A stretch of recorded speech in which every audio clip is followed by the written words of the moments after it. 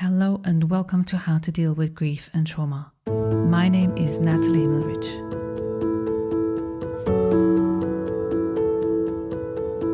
How to Deal with Grief and Trauma is completely self-funded, produced and edited by me, Natalie Himmelrich. Consider making a small donation to support the podcast. Go to bit.ly/support, capital G, capital T, and podcast. I repeat, bit.ly/supportgt podcast. Thank you so much. And for more information, please visit Natalie's website, join the podcast Instagram page, and subscribe to the newsletter to receive updates on future episodes. So welcome to today's episode of How to Deal with Grief and Trauma. I'm thrilled to be joined by Brittany Piper, a fellow practitioner in somatic healing. Britt and I share a deep commitment to body-based trauma recovery, both being trained in somatic experience and polyvagal theory. So no surprise given we both share dedication to the nervous system regulation and somatic healing. I'm sure this will create a rich foundation for today's discussion. Together we'll first hear Britt's personal story and how she became who she is today. And then together we explore how the body holds and processes trauma, the role of polyvagal theory in grief and healing, and practical ways to reconnect with safety and resilience after loss and trauma. So let me share a little bit about this week's guest. Britt Piper is an internationally renowned speaker, author, somatic experience practitioner, and an expert in sexual violence prevention and trauma-enforced care. Over the past 13 years, she has delivered more than 400 programs across 3 continents. Her work has been recognized by the U.S. Army, the Department of Justice, the Laura Bush Institute for Women's Health, Cosmopolitan, Elite Daily, and others. As a rape survivor and leading advocate on sexual violence prevention, Britt speaks to tens of thousands of people each year. She is also a forensic neurobiology expert, conducting trauma-informed trainings with the U.S. Army and sex crimes detectives. She's the creator of Heal with Britt and the founder of the internationally acclaimed Body First Healing Program, which we'll surely talk about later, and Britt continues to inspire and lead in the field of trauma recovery. I am so excited to dive into this conversation with you, Britt, and I'm so glad that you said yes to my invitation. So thank you so much for being here. Of course. Thank you. Thank you for the invitation. So why don't we start, as I always do with my guests, why don't you tell a little bit about grief, how grief and trauma has been part of your life, so for people to get a little bit more about who you are. Yeah. Well, so grief for me, I think that I've experienced kind of the quintessential grief, immediate loss experience. When I was in high school, my older brother, I was 15 at the time, he was 18, he was actually killed in a car accident. Mm. And although that was the kind of grief that was tangible, the kind of grief of immediate loss, I had also experienced grief prior that I maybe hadn't recognized until later on in life when I started my recovery. But that was really kind of my first experience with that. I grew up in an environment where we didn't really handle conflict well, and hardship was kind of thrown under the rug. My mother and my stepfather had a real way of armoring through life. I remember immediately after my brother had passed away, my mom was back at work less than a week later, and we didn't really take time to grieve. And so I wasn't given or kind of passed down these really, helpful tools to really process that experience in my life. And it took me on a very tumultuous and kind of destructive path of substance abuse, alcohol, pills. And my brother and I, because my mom worked a lot, she traveled a lot for work. My dad, the same. He and I were kind of like 2 peas in a pod. And so losing him felt like losing half of me. Yeah. And I'm going to pause for a second because even saying that, I'm feeling that coming up in my chest a little bit.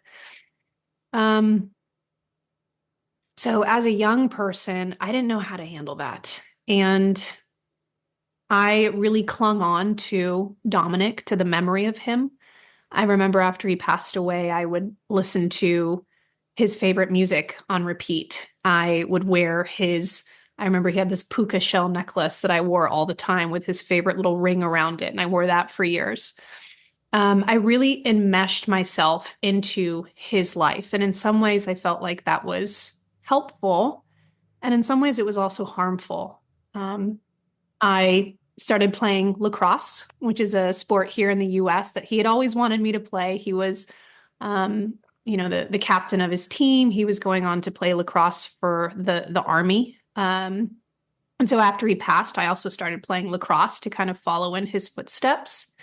I started embedding myself into his friend group. I mean, it was this very weird time in my life where I was so scared to lose him and the memory of him that I dove headfirst into the world of Dominic. And like I said, I think it was helpful, but in some ways also made healing a little bit more difficult for me. Um, so that's kind of what like my immediate experience is. And then in my 20s, I was recovering from some other traumas, and you know how it is. It's like we use that analogy all the time of the onion when it comes to healing. Right? You start to work through the layers that are on the outside, like the traumas and the experiences that are very visible in your life, like losing my brother, my assault. And as you uncover those things, you find, oh, there's deeper layers of more complex, more chronic trauma. And so I faced in my early 20s this reality that I was grieving a childhood that I maybe wanted and never received. And grieving a relationship with my mother that I never received. I had a lot of attachment wounding. I was separated from my mother at birth because there was methamphetamine in her system. And so I was in foster care for a short time. And then I grew up with kind of always, even though a few months later I was reunited with her, I grew up with this sense of there were parts of her that didn't want to be a mother. And so I kind of came to terms with that in my 20s as well, like grieving this relationship that I maybe wanted but didn't get.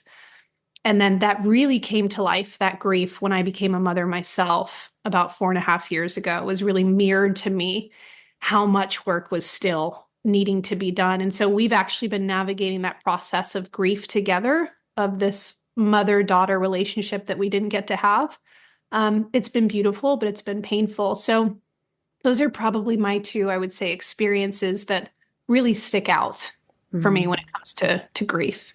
Yeah, so it's beautiful how you explain that. That's this layering of different elements that are losses in our lives that we might not see until much later when we realize that even maybe something missing that should have been there can be a loss, even though Absolutely. it might not have been something traumatic happening, but it's the missing of what wasn't. Yeah. But then there was a little bit more. I mean, as I know your story, I want to be conscious of the people listening who might not know who you are. And you just mentioned it a little bit about the assault. I mean, that was a significant part of your life. Yeah. Yeah. I won't get too much into details, as you said, just to be mindful of the audience. But when I was 20 years old, I was sexually assaulted by a stranger who helped me change my flat tire. And what was difficult about that process, in working with, survivors of trauma, there's always the trauma. And then often there's the aftermath of the trauma, which can be a completely separate experience in itself. And the aftermath, in some ways, I feel like that ripple effect after the impact of the assault was actually harder for me to navigate. And so in the 2 years following the assault, this man was caught, he was put in jail, and then there was a 2-year trial sentence, a 2-year trial process. And over that 2-year period, our trial was postponed, or what they call continued, 9 times, which meant that 9 times I had to kind of do like a dress rehearsal for trial. You go in, you meet with your legal team, you go through the depositions, the tape statements, you practice being on the witness stand. And that was 9 hard. times. 9 times over a 2-year period. And so, it was like recall therapy in its most intense form. Yeah. And that put me into a pretty bad place. But after that 2-year period, he was sentenced to 60 years. Finally, we went to trial. He was sentenced to 60 years behind bars. But I would say there was definitely grief there too. I am the type of person where, and I'm feeling a little bit of emotion again there too, is that I've always attempted to see the best in people and to believe in the good of people. Despite what has ever been done to me, despite people's past history, I worked with, offenders. I've worked with violent offenders in doing trauma-informed trainings. I believe that everyone is afforded a second chance in life or a third chance in life. And so I think that with this experience, there was this loss of trust with the outside world. And that was really hard to navigate, how there's this Brittany that wants to see the good in people, but at the same time recognizes that not everyone is made of goodness all the time. And so it just really kind of shattered my perspective. Yeah, absolutely. And that trust was broken for a really long time. Yeah. Also, I want to recognize people obviously listening to the podcast can't see you, but the way you explain and also live, taking care of your body and taking time when the emotions come up is really a pivotal part of somatic healing. So for people listening, this is really her words, work in action. So I just wanted to say that for people who might wonder what they hear and when I obviously see you. Now, I think it's enough detail in terms of the sexual assault. And interestingly, I had just been watching a series on the topic of sexual assault, not as a preparation, but I realized, oh my God, I'm watching this. How interesting is that I'm speaking to you today, and also with the memory of my sexual abuse. And I mean, in your case, you just mentioned that trial period, so the trauma after the actual trauma. Yeah. And I think that's really important to witness and to acknowledge. This is extreme. I mean, for me, in my case, I made the workplace aware of this person as a massage therapist, but I didn't want to speak to the police because to me, I was coming to terms with what had happened, what it meant, and I had no previous experience. I was like, what was that? And only months later, the police out of the blue called me. So I can relate to to that recall therapy, not therapy, but that you're describing. And for people to know, I think it's important to know that depending on where they're at, they might want to pursue what you did and they might not. And I think each way is the right way, depending on your nervous system, what it can handle. Yeah. How did you deal with it then? Like, obviously you had this intense 2-year period, as you describe it. Mm-hmm. How did you deal with it immediately? And what happened afterwards? Oh, yeah. There's a lot of pages to this chapter. And I really love that you said that because it really is such an important distinction to make. And, my work in the trauma space, it actually started after my brother passed away. I did start volunteering at a bereavement center. I was a summer camp counselor for a young children's bereavement center. And so that's really kind of where it started. And then after the assault happened, and my story was very public, I just remember people reaching out to me and sharing their stories and thinking they're sharing it with a stranger. Do they not have anyone in their life to confide in, to talk to? And so that led me down a path where I pursued a degree in women's studies with concentrations in gender-based violence prevention. And that's what took me overseas to work in rape crisis and trauma centers. But as someone who speaks in this space, not just sharing my story, but also from a professional standpoint, the sexual assault work that I do, the sexual violence prevention, it's always important that I mention to people that my road to recovery and justice is my road. And it's so unique and it's not right and it's not wrong.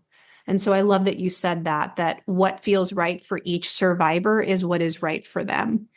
I often hear from people anytime I do a presentation, especially on college campuses. I talk to a lot of universities, because unfortunately sexual violence is so prevalent in those spaces. There will be audience members who will come up to me after and say, so-and-so, or my friend experienced an assault, and I just want them to report it. And I have to tell them that that's their decision to make, especially when it comes to assault and any kind of violent crime. Our agency and our choice and our power has already been stripped from us. Exactly. Yeah. And so it's really important for a survivor to have agency in their life to make those choices and to decide what's best for them. And that, again, there's no right or wrong answer. And so I know that wasn't the question that you asked, but I just think it's so important. And when people hear my story, they often, they're like, I wish I would have done what you did, or, well, I didn't do what you did. And that always makes me sad, because I'm like, right, but you did what was best for you at the time, and that's okay. So, exactly. Yeah. I think it's perfect that you say that, because Yeah. it's really about the nervous system knows, and it's taking best care. And if that is hiding, that at the moment is probably the best it can, or no, probably it is. Yeah. Yeah, absolutely.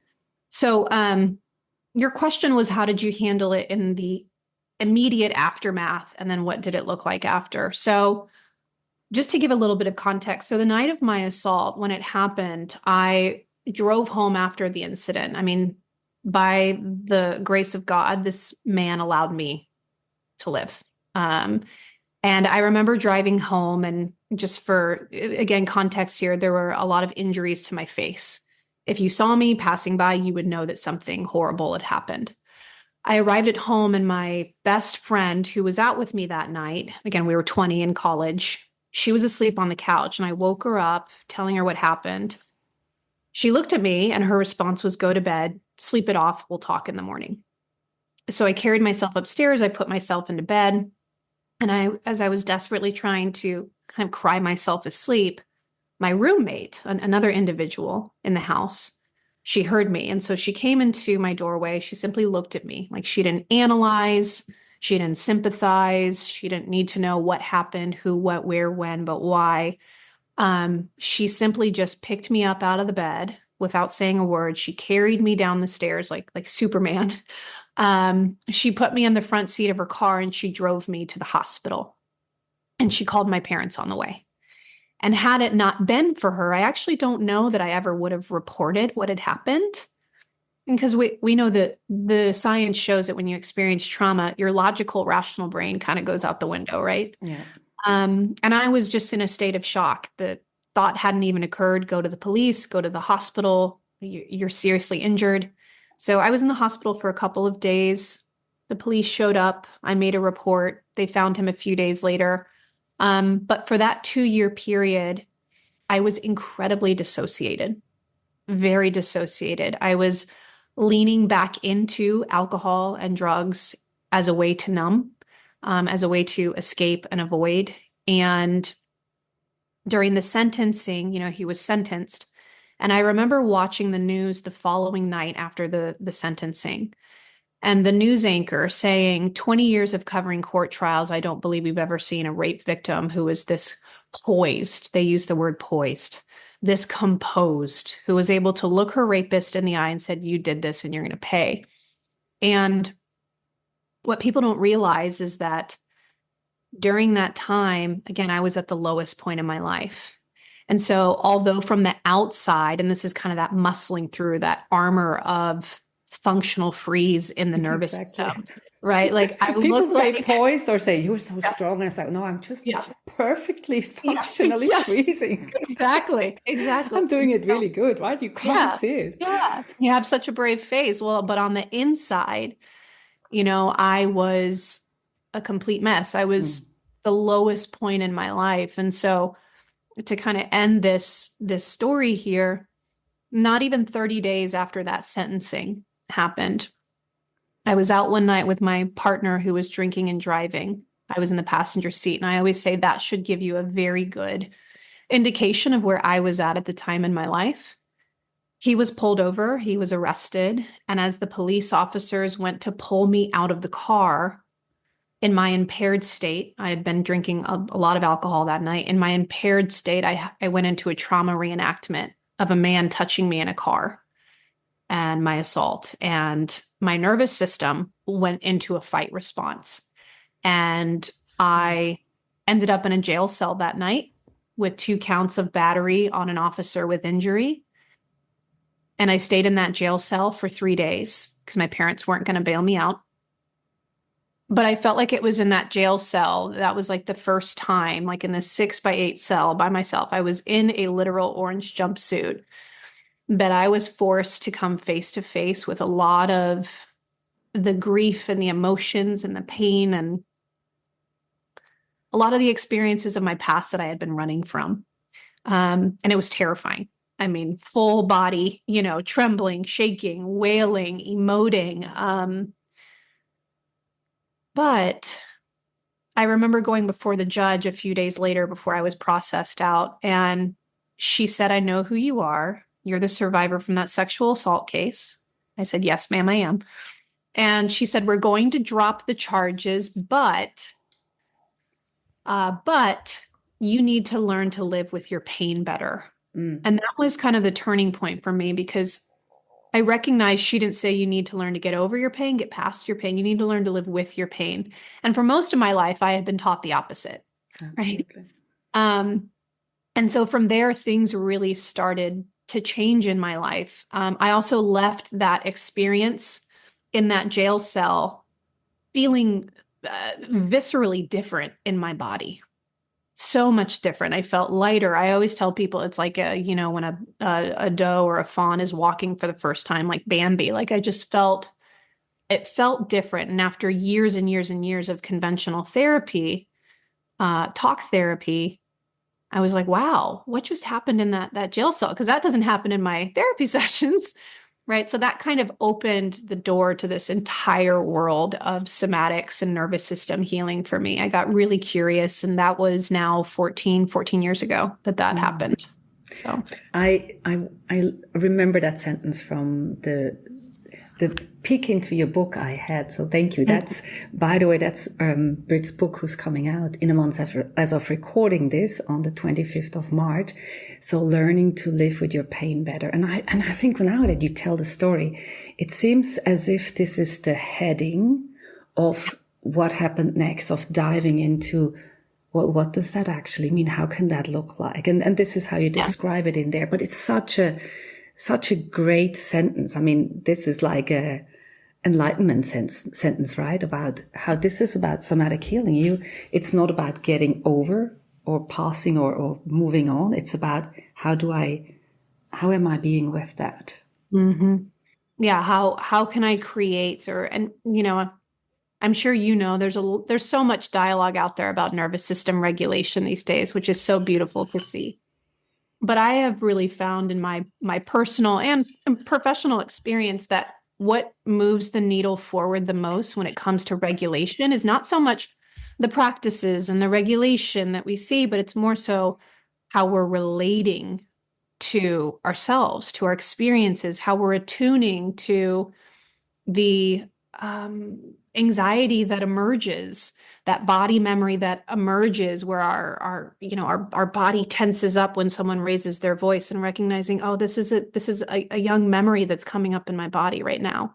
Mm-hmm. And rather than trying to make this go away, rather than like, oh, I'm feeling this way again, oh my goodness, it's how can I just honor that and hold space for it? And so a lot of the somatic journey that I've been on is just learning how to relate to myself and my very natural and primal experiences, just in a much more accepting and loving way.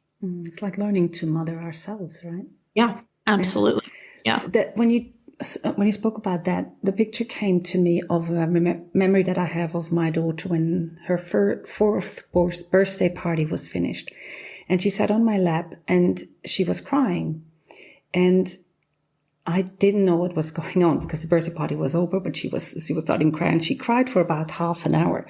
And that was before my somatic training. I mean, I was a specialist already in grief, but I had the width to be with what she was emoting and not making it go away. I was actually curious, why was she so sad? And I thought, okay, it must be that she remembers that it would also be her twin sister's birthday and she's not here. Well, that was my thought. That wasn't her thought. Because a bit later during that period of her sitting and sniffling, she said to me, Mommy, I'm so sad. I thought, yeah, I got that. Because the party is over. And it's going to take another year until my next birthday party. And I'm like, oh, wow. And so she was grieving the impermanence of things. And this was sort of the first time that I really saw her experiencing and expressing that grief. And it took about, maybe it's half an hour in my mind, but maybe it's shorter. But after that time, she said, okay, Mommy, I'm done now. I want to do something else. And it was completed that cycle of her experiencing it. Yeah. And I had the intuition to be with her and not having to, caress it away or do something for her not to feel. I was just said, okay, it's fine for you to be sad. I don't know why at the beginning, but I'm sure there's good reason to be sad. Mm-hmm. Yeah, exactly. That attuning to what comes up and knowing that there's no wrong way to feel about things. Yeah, I think we've gotten really good at interrupting our feelings and our emotions and the expression of the body and interrupting, overriding, bulldozing through. But I do, and I'm not sure if you sense this too. I'm sensing that there's a turning of a new leaf, or maybe not a new leaf, a turning back to an old leaf of kind of going back in time to where we were able to be with a lot of our primal expression and allowing the body to do what it so beautifully knows and brilliantly knows how to do, which is move through difficulty, move through challenges, stress, grief. Without minimizing or fixing or trying to fade it away. Mm-hmm. So one of the things that I also would like to speak to you about, and as a way for people to hear that, because obviously there's ways that we minimize pain or trauma, that we sort of package away. And you mentioned a couple of them already. But also there's things that seem very good in society, like, putting it into the distant past, like it's been a long time ago and I'm fine. There's ways that we do that and don't acknowledge that in ourselves, but also in others. So like diminishing or not allowing what actually is to matter. And I have just this memory of a client from this week who said, she was facing a trauma and then the next health trauma happened. And she said, well, maybe I'm not giving myself enough credit. And then she was continuing. I'm like, yeah, exactly. Because they were huge things, like not to go into detail because that's confidential, but I could see, well, they're big things, but she had learned to minimize her pain or her challenges, her crises to sort of keep it at bay. But maybe let's talk a little bit about ways that we, and in ourselves and with others, do things to our pain or our trauma that we're trying to deal with it in a way, but also we're sort of bypassing it in a nice way that actually seems good. Like, becoming a therapist in itself can have certain aspects of not actually looking here, but being really helpful to others. Mm-hmm. It's interesting that you say that because I talk about that actually in my book. There's I don't remember what chapter it is, but I start off a whole chapter by talking about I got really good at diminishing my trauma. And the examples that I gave were some of the ones that you just listed, but examples of, for instance, when I would mention my biological father not being a part of my life, or, people would say, I'm really sorry about that. I would say, oh, but my stepdad's been around since I'm 2. So it's, I have a dad. Or when people give love and empathy and support for the loss of my brother, I would say, oh, that happened so long ago. So time has made it better. Or the other example that I used is that I think when I started working overseas and working as a practitioner and working in the bereavement centers and all of this, kind of, these careers around servitude and purpose, which brings so much meaning to my life. I think at the beginning, it was my way of avoiding my own pain by focusing on other people's pain. And that took a toll on me when I was working overseas for a couple of years and realized, oh, I haven't been tending to myself. I've been tending to everyone else, but there's some things happening here that I need to take care of within me. So yeah, I definitely have my own personal experience of doing that. And then, yeah, we see it a lot in our kind of our society today of everything happens for a reason, or what Silver doesn't kill lining, you. yeah, Yeah, or exactly. no, what doesn't kill you makes you stronger. Um and I get that for some people that can be helpful for a time, but I always say that avoiding or dodging isn't the same thing as healing and processing. And that Hmm. we can say those things, we can show up in that way, but eventually at some point we're going to have to face that experience because it's still just going to continue to show up in our lives and our impulses and our reactions and how we show up in the world. Um, so yeah, a bit of a band-aid, but for Yeah. some people that's necessary when it feels like too much for a time. Yeah, just like you mentioned before, the reenactment of your trauma response to the officer.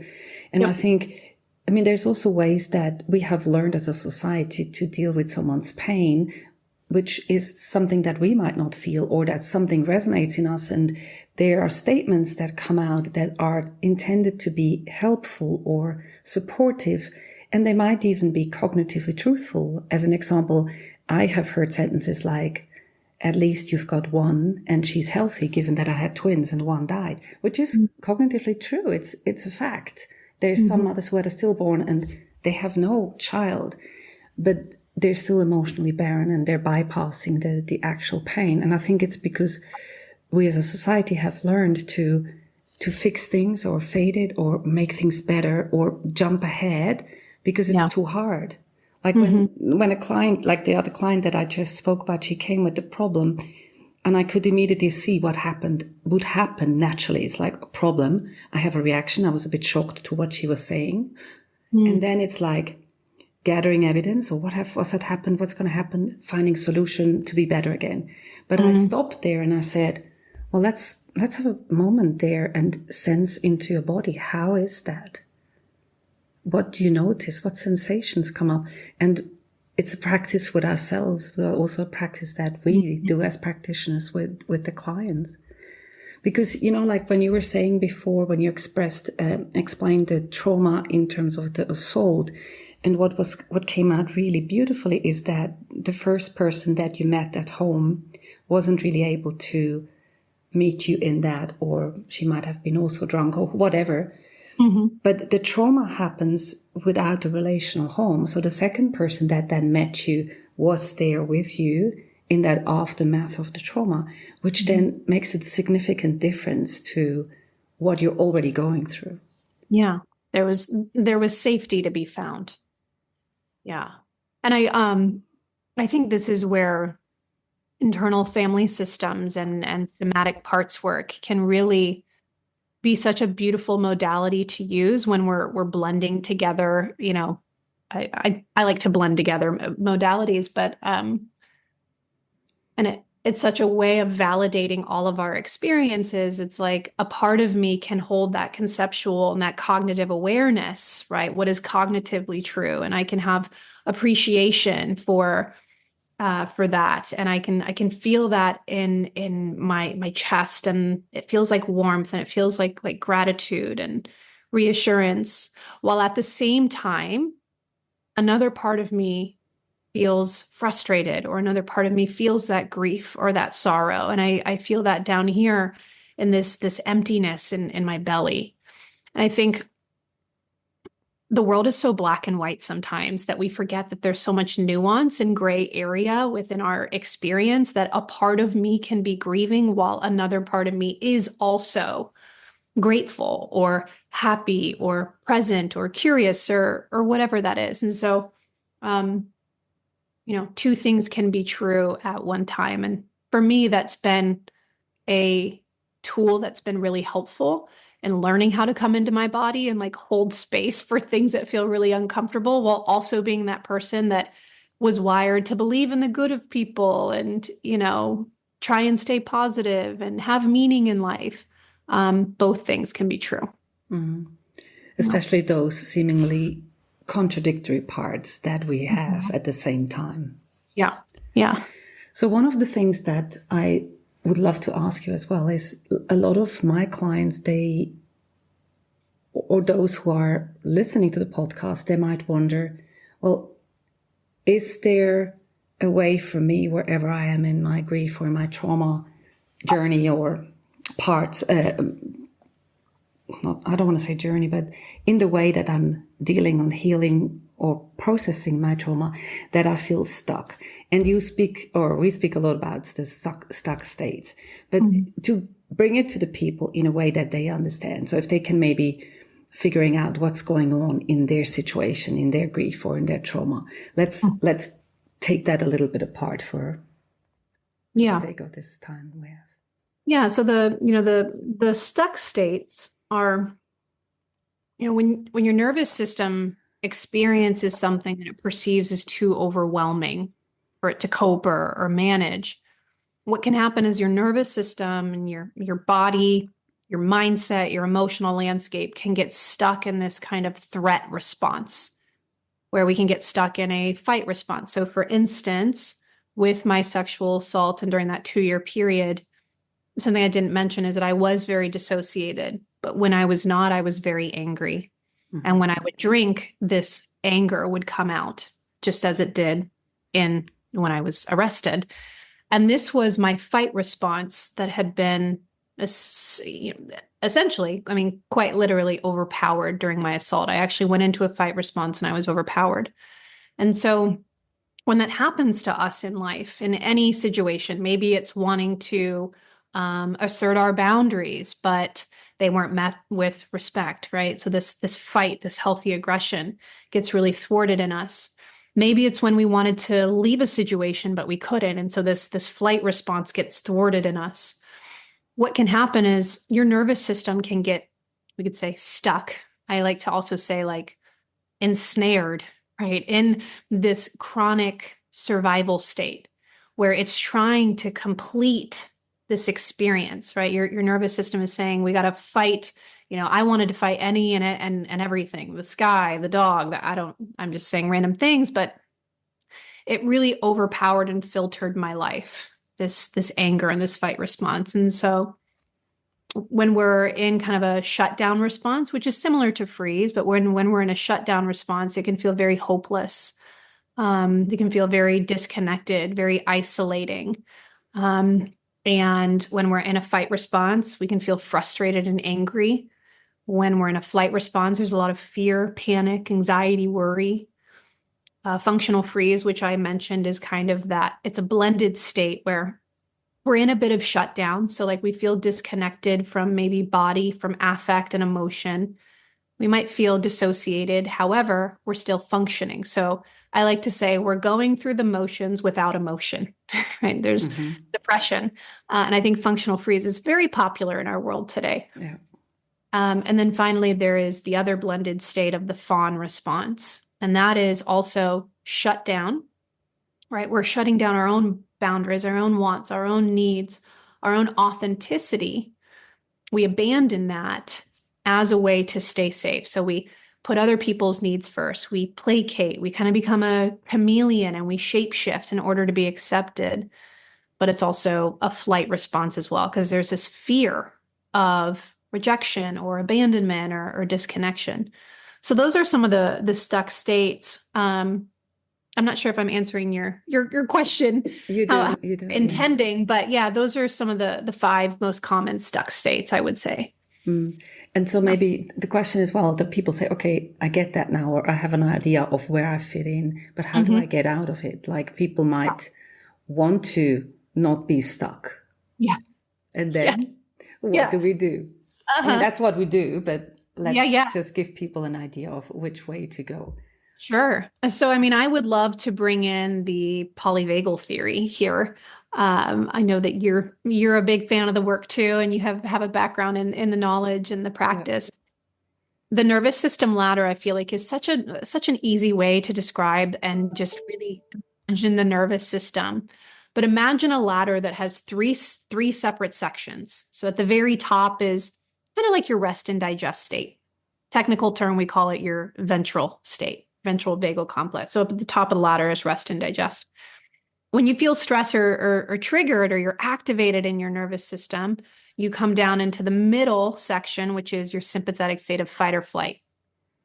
And when this happens, when you come down into fight or flight, you're actually inundated with stress hormones, survival hormones, our emotional charge of adrenaline and cortisol.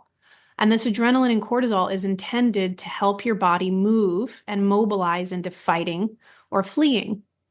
However, if fighting or fleeing doesn't feel possible or emotionally possible, right? Or if we're like, oh, that anxiety or that anger is not allowed to be here, I'm going to shut that down, and we suppress, then we come down to the very bottom of the ladder, which is our shutdown state.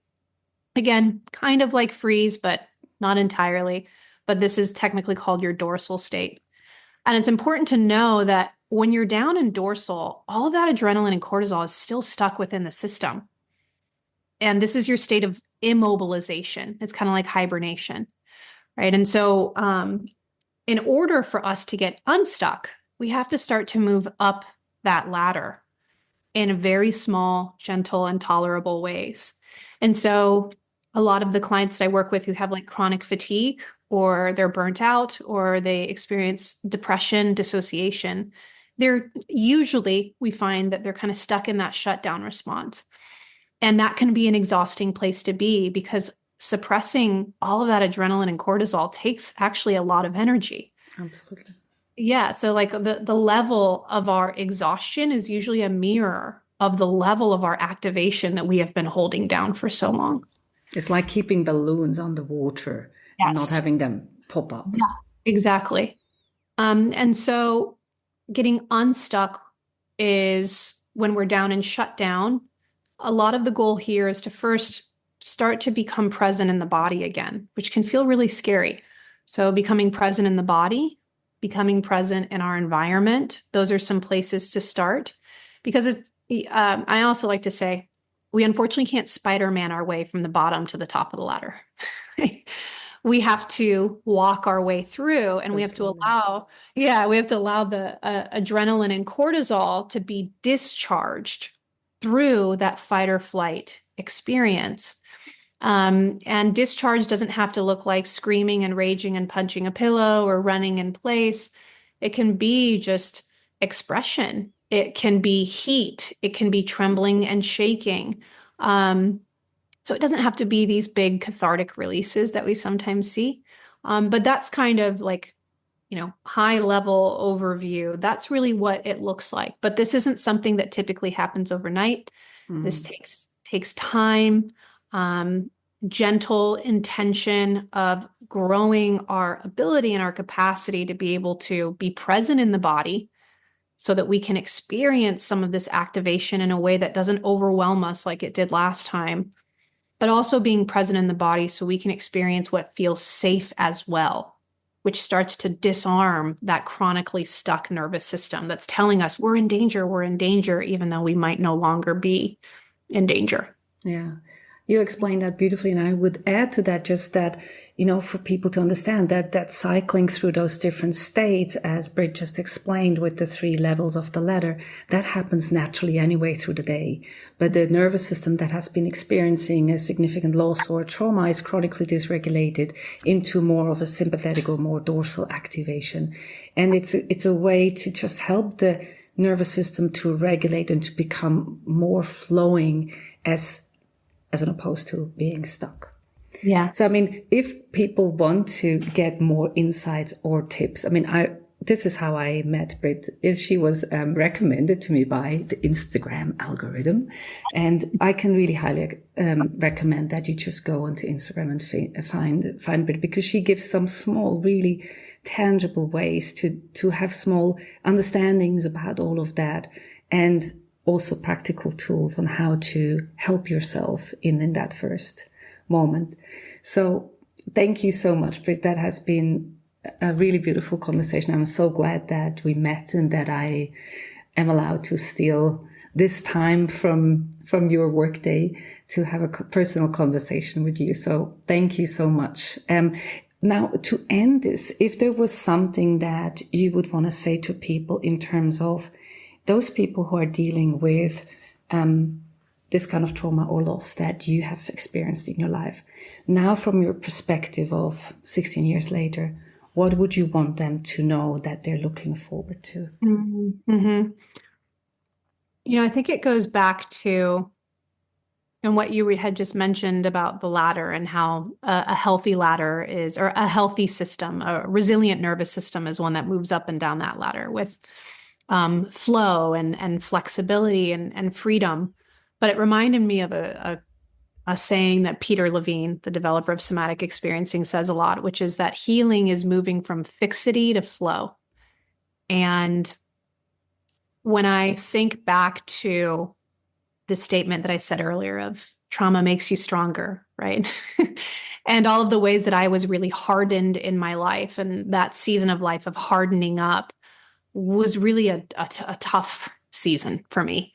And I think that if we look at that statement instead of like, pain makes you stronger, or the hard things in life, they make you stronger because they make you softer, right? You don't have to be so rigid and stuck in this fixity, that you can be flexible. You can be free to be with the softness of life. Like, don't allow pain to harden you, allow it to soften you. I think that would probably be my, the one thing that has stuck with me, is that eventually we're going to have to face all of these things that are kind of buried away inside. And so holding our experiences with a lot more softness rather than this hardness that I think the world has kind of conditioned us to. That might be my one thing, my one little nugget of encouragement.